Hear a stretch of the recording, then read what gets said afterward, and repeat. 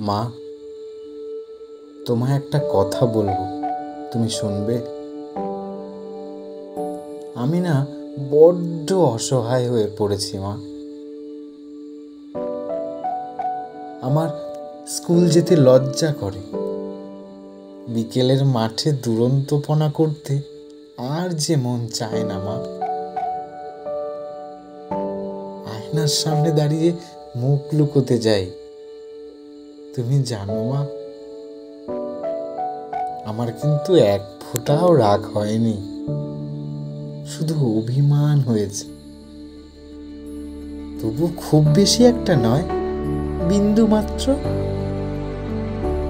আজ দুপুরে তোমার হাতের চচ্চড়িটা খুব স্বাদ হয়েছিল। জানো মা, আমি না লজ্জায় তোমার কাছে আর চাইতে পারিনি আমাকে একটুখানি চচ্চড়ি দেবে।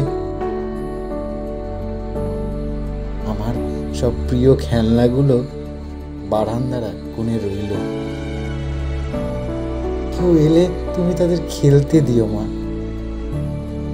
আমি সেগুলো নিয়ে আর খেলবো না। আমার একটু ছুটি চাই মা, একটু ছুটি চাই। আমি সেদিন চুরি করিনি মা।